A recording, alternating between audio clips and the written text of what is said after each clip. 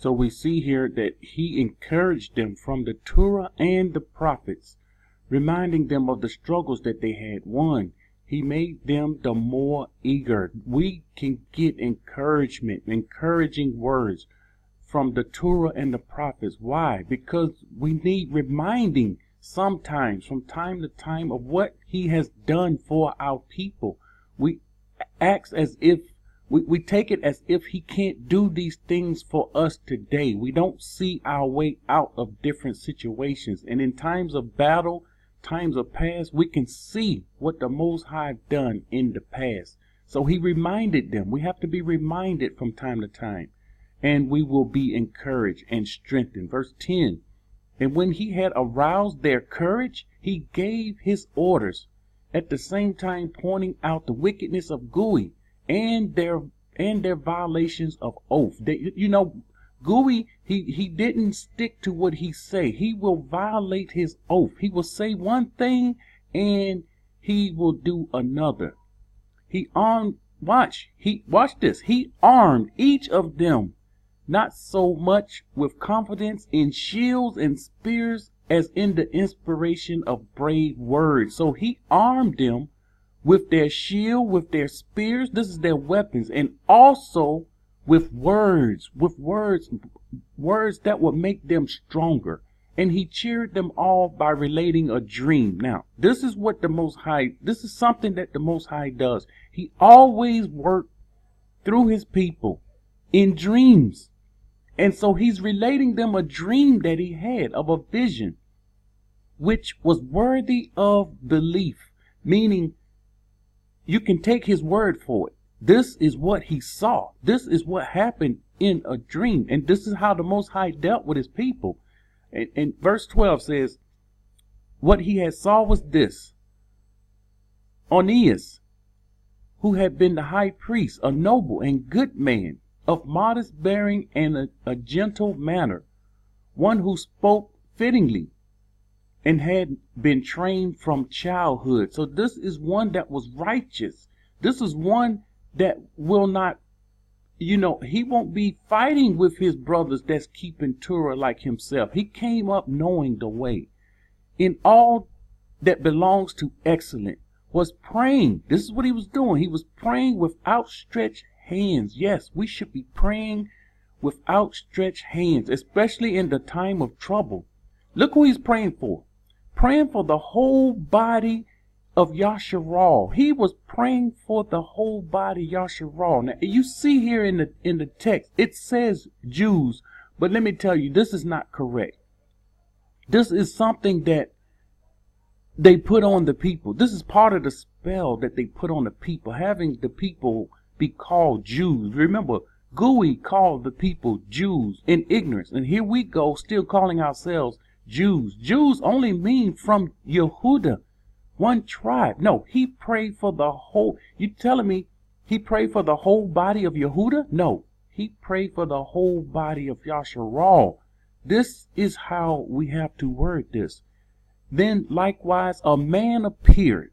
Here's the help. Distinguished by his gray hair and dignity and of marvelous majesty and authority. This man that he saw, of course, this is one of the mighty men, one of the mighty ones, that one of Yahuah's hosts.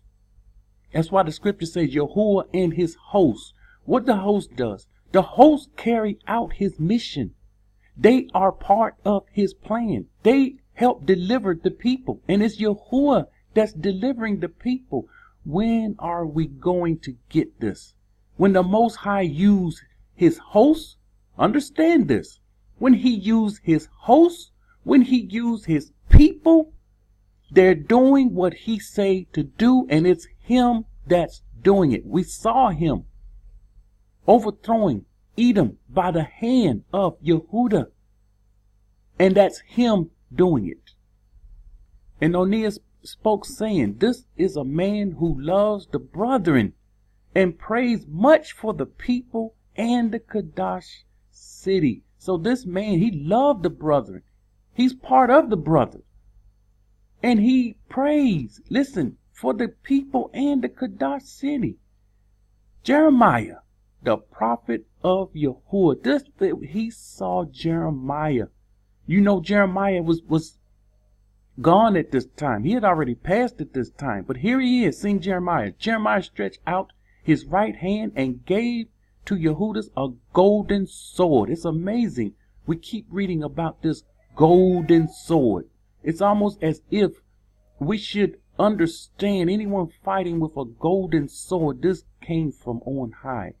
And as he gave it, he addressed him thus: take this Kadash sword, a gift from Yahuah, with which you will strike down your adversary. So he gave him this in a dream, and he said, you will use this. This is, again, a weapon to strike down your adversary. Now, once again, if this was a spiritual war, he wouldn't be giving him a weapon to strike down your adversary. He would have been the one to do it, because he the one is in what they call the spirit.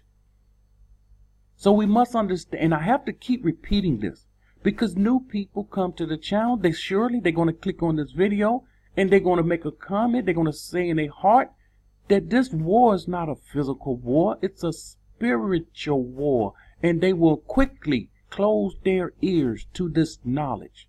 Verse 17, encouraged by the words of Yahudah, so noble and so effective in rousing valor and awaking. Look what this done. It awakened manliness. You see?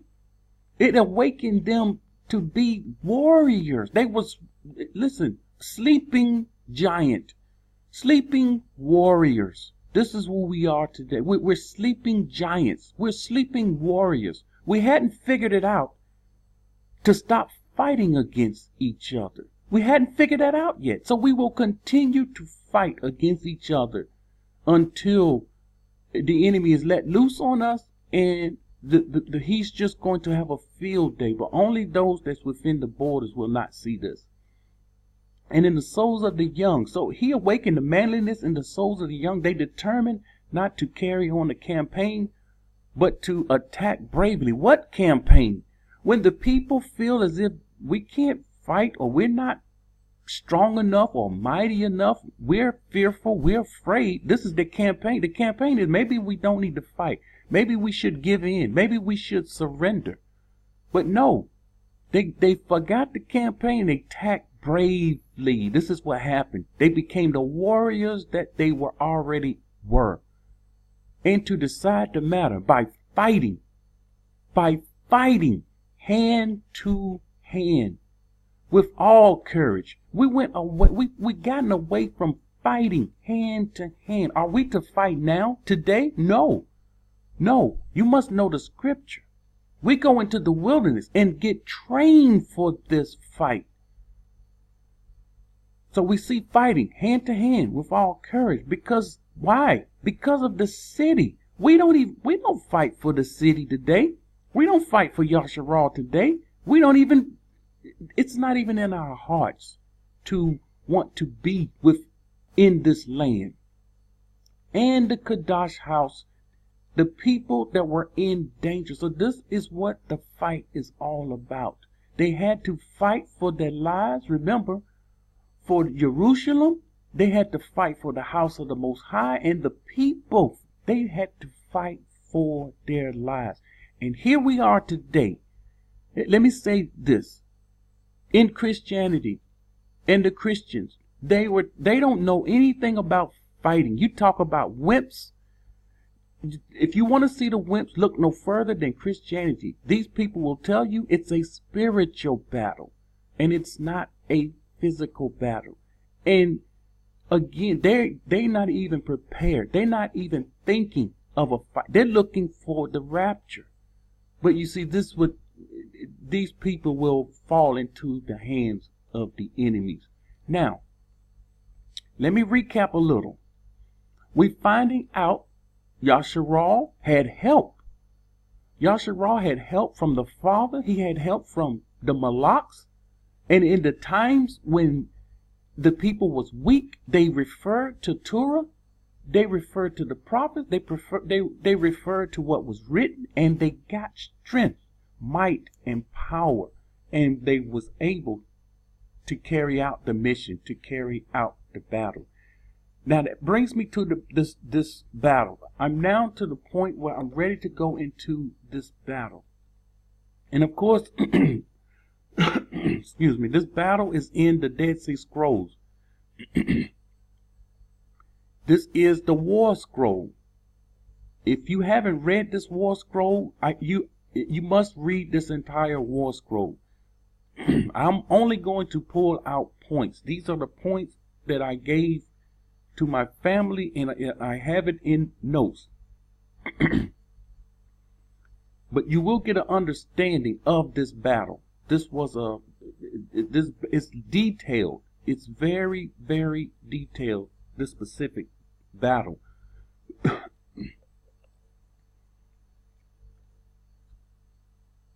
And this is part of it, okay? I'm going to read some of this. For the instructor, the rule of the war.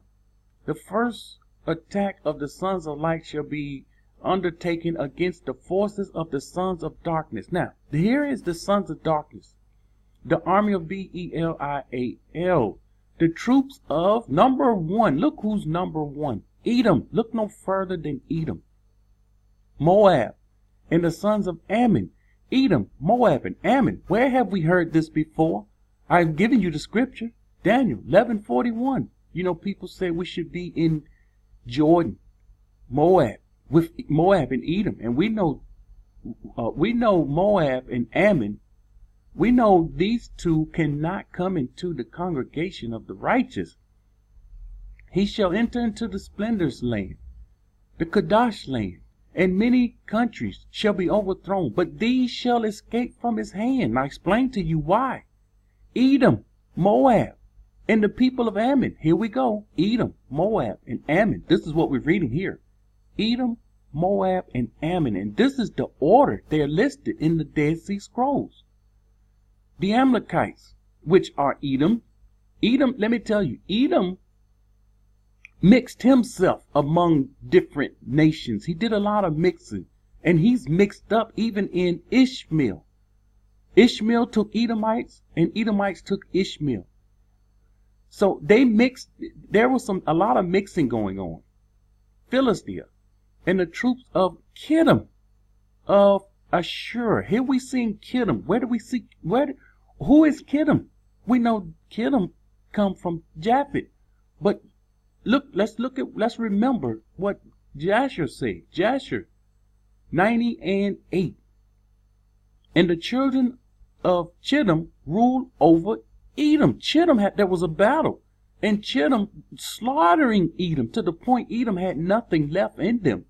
And Edom became under the hand of the children of Chittim, and became one kingdom for that day. They became one kingdom. In that day, Chittim and Edom became one kingdom. So we see Edom forming alliances with different nations. He's mixing. He could have been an Arab himself. You see, this is where some people get this confusion.